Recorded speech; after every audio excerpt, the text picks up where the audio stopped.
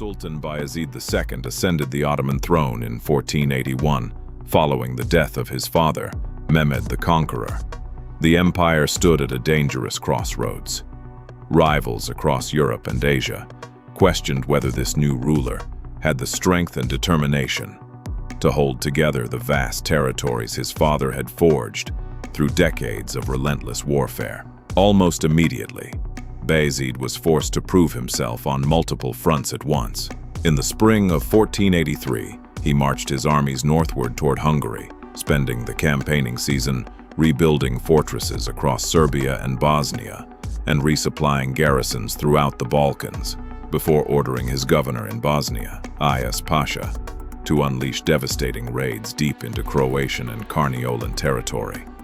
burning towns, enslaving thousands, and reminding Christian Europe that the Ottoman military machine was very much alive under its new master. Although a small Ottoman force was defeated near the Una River by Croatian and Serbian forces who freed thousands of Christian captives in the process, the overall pressure succeeded in bringing Hungary to the negotiating table, and in early 1484, King Matthias Corvinus signed a 7-year truce with Constantinople, the first formal peace between the two powers in over 30 years, and a significant diplomatic victory for Bayezid's still unproven regime. With his northern frontier finally secured,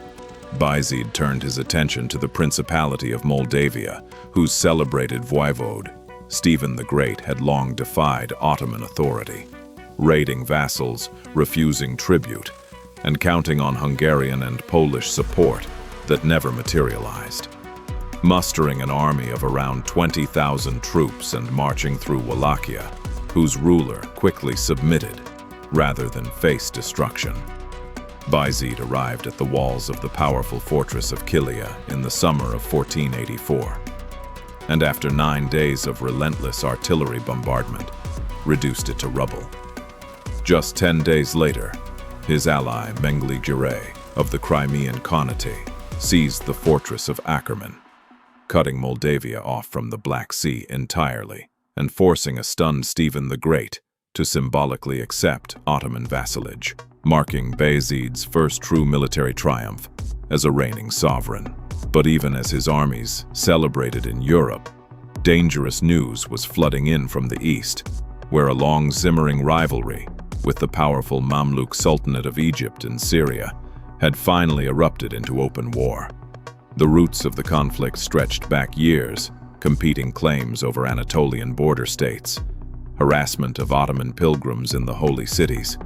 and the Mamluks' earlier decision to harbor and support Bayezid's exiled rival brother, Cem Sultan. And by 1485, Ottoman provincial armies were clashing with Mamluk forces across the borderlands of Cilicia and the Dulkadirid territories. The fighting went badly for the Ottomans from the start, with multiple commanders suffering defeat and one army under her Sexade Ahmed Pasha being shattered near Adana in 1486,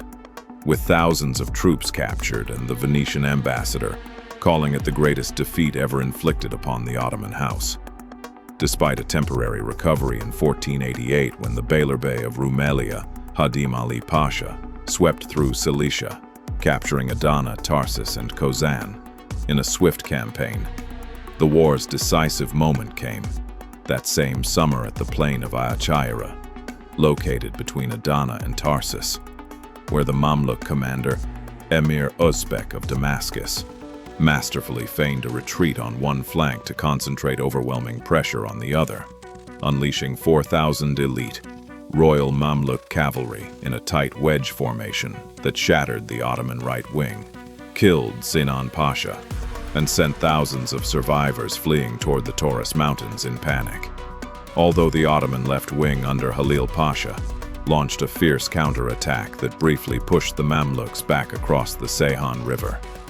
the battle was already lost, and Hadim Ali Pasha ordered a retreat westward. In the Christian world, passed from the Knights to the French court, and eventually to Pope Innocent VIII in Rome, with European powers dreaming of using the charismatic Ottoman prince to ignite a new crusade against Constantinople. Bayezid responded with extraordinary desperation, paying the Pope a staggering 120,000 ducats up front, plus an annual stipend of 40,000 ducats, along with sacred Christian relics including a portion of the Holy Lance, simply to ensure Cem remained locked away and neutralized. And in 1490, growing more desperate still, he secretly hired an Italian nobleman named Cristoforo Castracano to assassinate Cem by poisoning the Vatican's main water supply, a plot uncovered and foiled by Venetian intelligence. Meanwhile, the once charismatic prince himself had grown morose and broken in his gilded Roman captivity, writing poetry filled with despair, refusing all attempts to convert him to Christianity, and begging only to be allowed to return to a Muslim land and live out his remaining days in peace, a request that neither his brother nor the Pope would ever grant, leaving Cem Sultan neither free nor forgotten, a ghost haunting the edges of an empire that could neither use him nor be rid of him.